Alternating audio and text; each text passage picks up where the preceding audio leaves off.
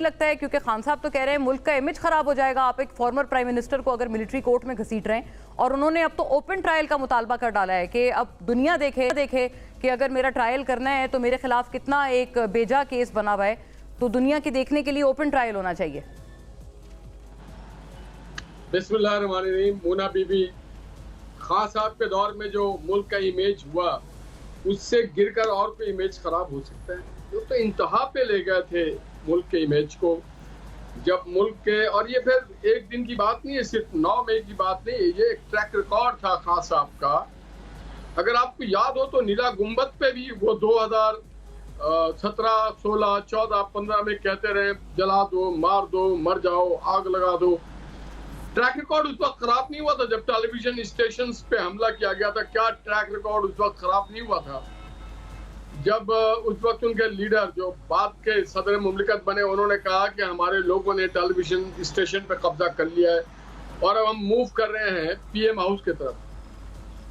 तो इमेज उस वक्त क्या खराब नहीं हुआ था जब अमेरिका के साथ उन्होंने कहा कि जी हमारी हुकूमत का तख्ता उलट रहे हैं? क्या उस वक्त इमेज खराब नहीं हुआ था जब उन्होंने कहा था कि IMF को खत लिखा जाए? क्या उस वक्त इमेज खराब नहीं हुआ था जब उन्होंने सऊदी अरब में उनके लोगों ने जाकर के मदीना मुनव्वरा में जो हरकत की? क्या उस वक्त इमेज खराब नहीं हुआ था जब पाकिस्तान में 190 मिलियन पाउंड आए और उसको चोरी तरीके से अकाउंट में डाल दिया गया, ये कौम का खजाना? क्या उस वक्त इमेज खराब नहीं हुआ था जब वो साइकिल की बातें करते थे और हेलीकॉप्टर पे? जब उस वक्त इमेज खराब नहीं हुआ था जब वो अमेरिका में खड़े होकर के कहते थे कि इसके कमरे से पंखा निकाल दो, AC निकाल दो, फैसिलिटीज निकाल दो?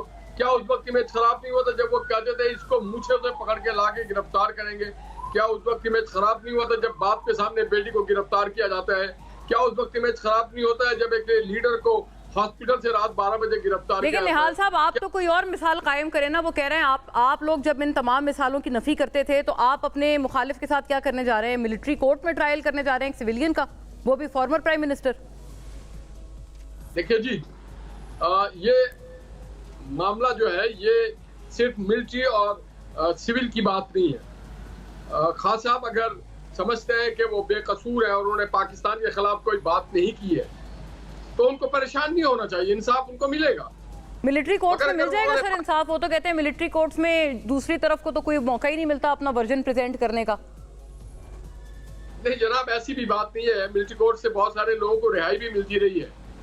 तो इस तरह की बातें खान साहब, देखिए खान साहब जो अपने लिए जो पसंद करते हैं दूसरों के लिए वही पसंद करते हैं, मगर मैं समझता हूँ कि हर किसी को हक है कि उसको फ्री ट्रायल मिले और देना चाहिए। मगर ये जो इवेंट है, ये जो इंसिडेंट है, वो मिलिट्री रिलेटेड है, मिलिट्री इंस्टॉलमेंट के साथ है। आपकी लड़ाई अगर हमारे साथ थी, पॉलिटिकल ओपोनेंट्स के साथ थी, फर्द के साथ थी, आप उससे लड़ते।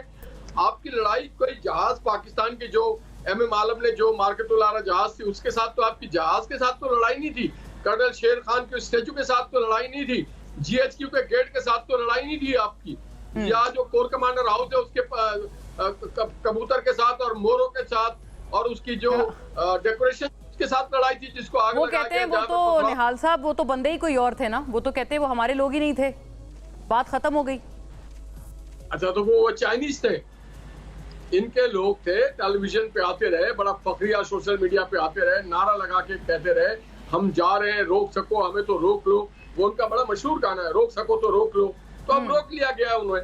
और अगर समझते हैं कि उन्होंने ऐसा कुछ नहीं किया, देखिए उनका ट्रैक रिकॉर्ड है कि उन्होंने तो इस्लामाबाद के फूल पौधे को नहीं छोड़ा। जब भी बोलते थे जहर उगलते थे, जब भी बोलते थे मुंह से आग के शोले निकलते थे। एहतराम के साथ कभी किसी से बात नहीं किया। इंसानियत होती है, आपका जितना भी दुश्मन हो आपको एहतराम से बात करना चाहिए। तो मैं समझता हूँ कि खान साहब अगर इतने समझते हैं कि वो बिल्कुल बेकसूर हैं और उन्होंने मुल्क की खिदमत की है, तो कोई चीज आज के दौर में छुप के नहीं रह सकती है। लेकिन निहाल साहब एक बात बताइएगा, आपने भी तो कहा है ना, आपने कहा है कि हर बंदा जो है उसको एक ही इस हवा में लपेट लें। तो आपने जनरल फैज से शुरू हुए, फिर अब ये मामला चले आर्मी ने शुरू किया, उनका ट्रायल हो रहा है, कोर्ट मार्शल के लिए प्रोसीडिंग्स हो रही हैं। आपने कहा इसमें साकिब निसार साहब को भी घसीट लें। साकिब निसार साहब तो आपने सुना होगा, वो तो गुस्सा हो गए। उन्होंने कहा कि ये मैं कहां से इसमें आ गया। और 9 मई के जब उनसे पूछा गया कि आप 9 मई में आप भी मुलविस थे, आपका भी गठजोड़ था, तो उन्होंने खासा बरहमी से इस सवाल करने वाले को स्नप किया है। देखिए मुन्ना आलम, बदनसीब हैं वो लोग कि अल्लाह ताला जिनको बहुत आला मनसब पे पहुंचाते हैं वो ना आम लोगों के काम आते हैं, ना रियासत के काम आते हैं, ना अपने इदारों के काम आते हैं। और कुरान ने बार बार कहा गया अपनी बीवी बच्चों, साकिब निसार साहब के बेटे टिकट बांटा करते थे पीटीआई का, साकिब निसार साहब जाकर के शेख रशीद साहब के हॉस्पिटल का मुआयना किया करते थे। साकिब निसार साहब कहते थे कि भाई हमें कह देते 4-5 को तो हम रिजाइन करा देंगे, ये ऑन रिकॉर्ड है, जिसमें एजाजुल हसन उनके साथ बैठे हुए। तो साकिब निसार इतने मासूम ना बने, उनको आज सोचना चाहिए कि अल्लाह ताला ने उनको एक मनसब दिया था, उस मनसब को उन्होंने बड़ा मिसयूज किया। और पाकिस्तान के आइन के आर्टिकल 25 के तहत सबको इक्वल ट्रीटमेंट मिलना चाहिए। और लेकिन नहीं, 9 मई में तो नहीं ना मुलव्विस वो निहाल साहब, क्योंकि सवाल उनसे किया जा रहा है 9 मई का। और आप बल्कि इनफैक्ट जनरल फैज भी 9 मई के हवाले से, वो आपको लगता है कि वो मुलव्विस है, या आप लोगों को लगता है कि आप भी जरूरत से ज्यादा, आप कहते हैं आपके जो दुश्मन है, आपके हरीफ है, उनके ऊपर सारी जो पर्चे उन्हीं पे फाड़ दिए जाएं, उन्हीं पे सारे बिल फाड़ दें, और कोई है ही नहीं? कोई दुश्मन हरीफ नहीं है। जो लोग दुश्मन है पाकिस्तान के रियासत के इदारों के, वो हमारा दुश्मन है। जाति कोई हमारी किसी के साथ कोई दुश्मनी नहीं, कोई अकाउंट कोई उनके और हमारे जायदाद की लड़ाई नहीं है, तो हमारा कोई दुश्मन नहीं है। हम अपनी हुकूमत में जब हम अपोजिशन में थे तब भी जनरल फैज साहब के हवाले से हम कहते थे कि ये अपने लिमिट से बाहर जा रहे हैं और जाके काम कर रहे हैं। तो हम तो साकिब निसार साहब को तब भी कहते थे, आज तो नहीं है कि आज हम। लेकिन आप सर ये बात बाजवा साहब को भी तो कहते थे, उनके खिलाफ तो आप लोग चुप हैं। अभी आप आस्ते आस्ते देखिए होता कि अल्लाह ताला बेहतर करने वाला है। हर किसी को अपने अंजाम तक पहुंचना होगा, जिसने जो किया है उसको उस अंजाम तक पहुंचना है। बड़ी आपने दिलचस्प बात की है। और 9 मई के हवाले से मेरा आपसे जो अर्ज था वो भी आप बता दें। 9 मई में आपको लगता है ये मुलव्विस हैं? आपने 9 मई देखिए, 9 आप सियासी लोग हैं, आपसे इतना बर्दाश्त नहीं। इमरान खान का सिर्फ एक ही वो माइंडसेट लेके पैदा हुए, he is not a political man. वो शानशाहियत या आमिरियत उनके ज़हन में हर वक्त रहता है कि मेरे अलावा कोई नहीं। ये जब क्रिकेट खेलते थे उस वक्त भी कहते थे, जब वर्ल्ड कप जीते थे उस वक्त भी कहा था I want it, it is my dream, it was not your dream, it was the dream of the entire team. तो बात सारी ये है कि जब आप खुदगर्जी की सियासत करेंगे, you have to face the music.